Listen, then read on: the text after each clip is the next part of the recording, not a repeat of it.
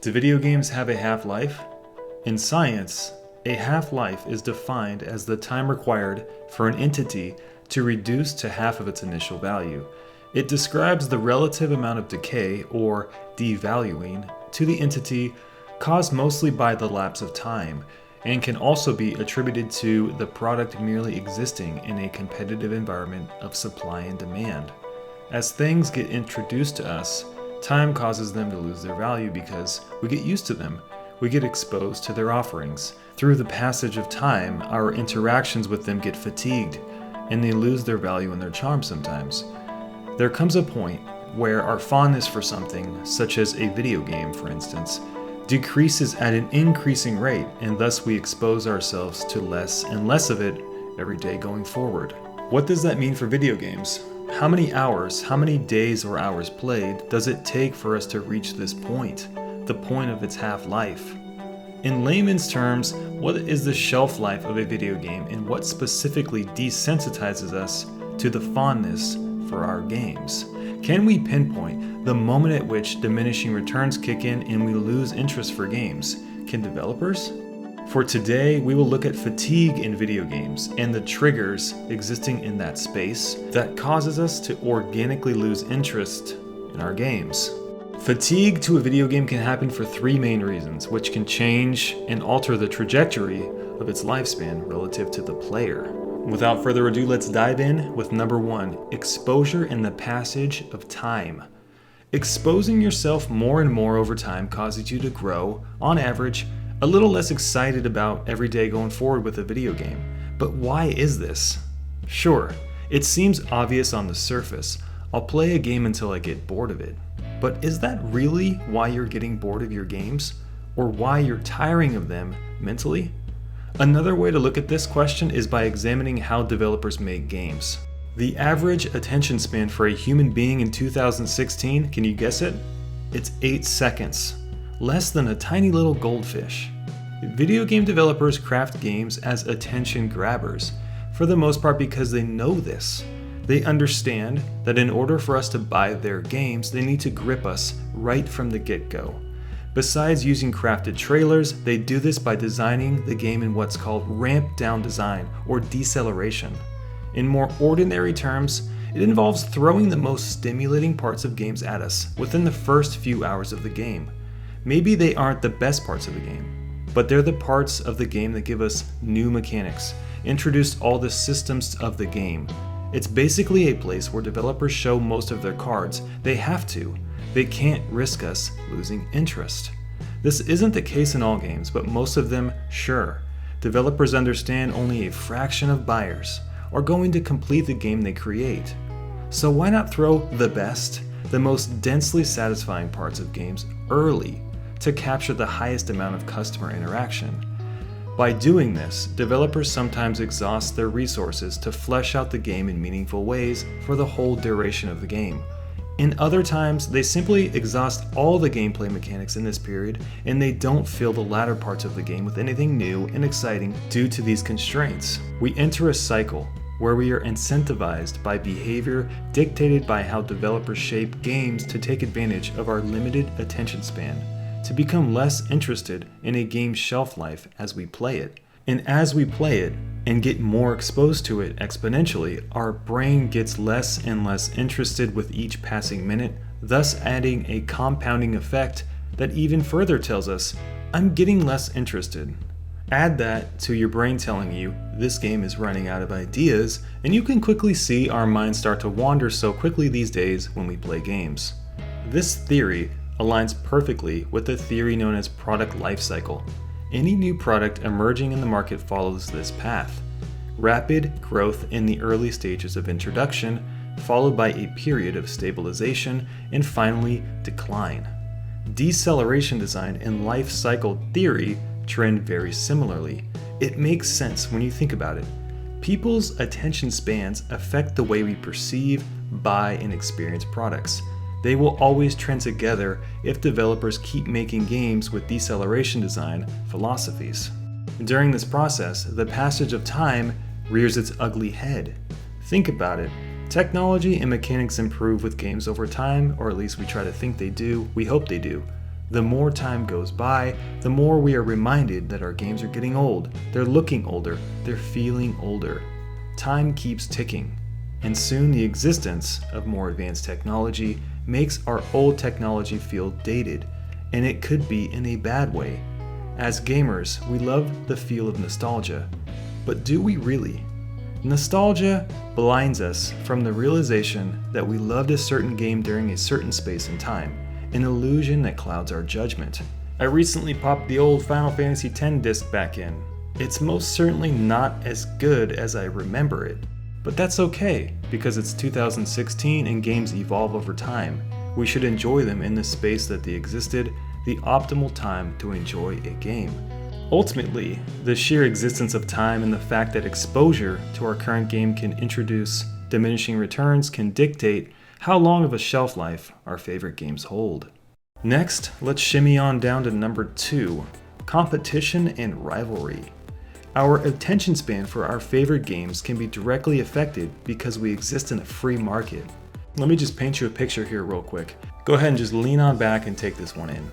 If your favorite game was released today, and no other games came out until you finished the game in its entirety, would that affect not only your attachment to the game, but the fondness of how you remember it long after you finished it? Knowing that this fantastic piece of art is your only option can free you up from worrying about what you're missing, what other games you should carve out time for in replace of the one you're playing now. It frees your mind of that worry. Imagine being on a vacation on a tropical beach with nobody in sight but the hot girl in the coconut bra hand delivering you those pina coladas. You are completely at ease and satisfied with your current state of being. How good does that Mai Tai taste knowing that there ain't a goddamn thing out there in the world that you have to concern yourself with? No options, no choices, no worry, just enjoyment. Now do me a favor. Add 100 tourists around you and 100 more women, each serving a different delicious drink. Your state of being is affected, and it also affects your enjoyment of that beverage in your hand. The existence of chaos, competition, choice. It reminds you that you have more options, tons of more options that may be equally good. You second guess your own state of happiness in your current situation. Perhaps I can find a better drink, a cheaper drink, if I just have a gander around.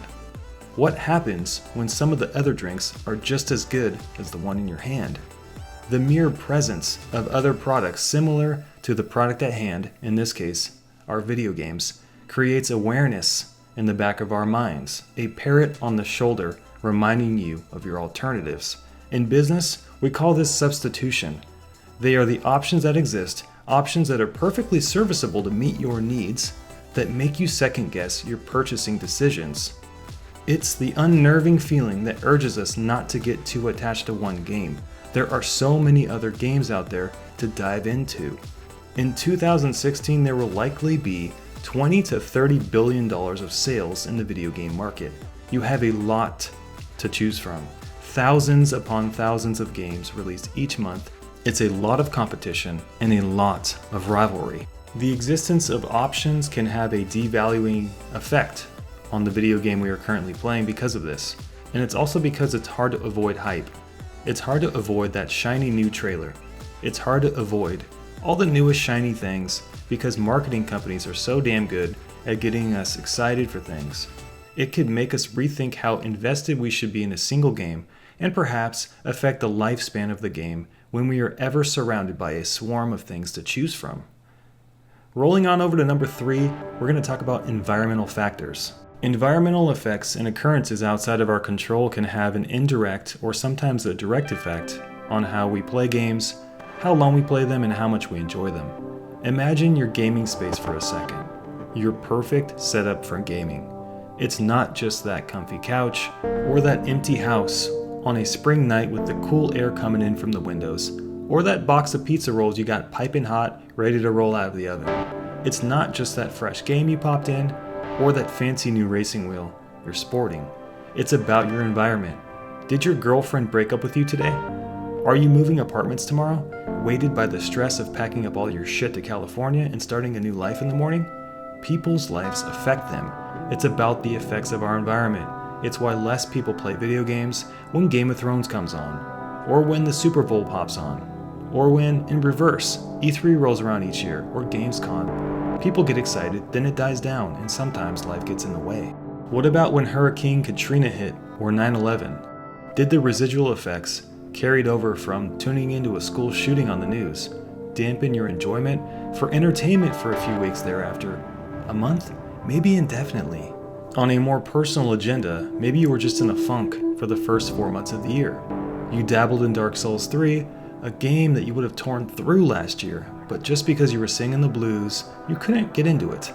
Emotions can really bust you up sometimes, whether they be good or bad. High-rise emotional states can also lead us to extend the longevity of a game. Did you just get promoted at work, finish college, or publish a book? Positive emotional states charge us with a sense of purpose and excitement, and we carry that over to everything we do too. The conversation that we have with our parents, the interactions with our neighbors, or the games we play, the better the emotional state, the more apt we are to embrace things and extend the length at which we interact with them. We can extend the life cycle of our video games by being in such a state. It could even be the stupid little silly things. A dog barking in the next apartment over that won't shut the hell up. Or the fact that you overcooked that burrito in the microwave. Does that detract from your overall satisfaction with the game? You bet it does. Any number of environmental factors can cause us to view games in different lights, which can in the end affect how much time we sink into them. What is a game's half-life? There is no half-life that can be defined by a book. It's individual, it's affected by all three of these talking points. Each player is going to have a different half-life for every single game. Is this list conclusive? Heck no. There are tons more ideas, more theories. If you guys want to share them with me, that'd be awesome. Would you like part 2 of this episode? Let me know in the comments or hit me up on Twitter. As always, hit the thumbs up button if you enjoyed the content and drop the sub. Downward Thrust is a brand new channel. We're growing pretty fast, although we're only a few weeks old. I want to say thank you for those who have hopped on board with us so far, and for those of you guys who have sent me such nice compliments on the videos and your nice words and your nice feedback as well. It's been really nice to interact with you guys in the comment section, and I will continue to do that for as long as I can. And as always, I hope you guys have a fantastic rest of your day, or your morning, or your afternoon, whatever it happens to be, and we'll see all you guys in the next video.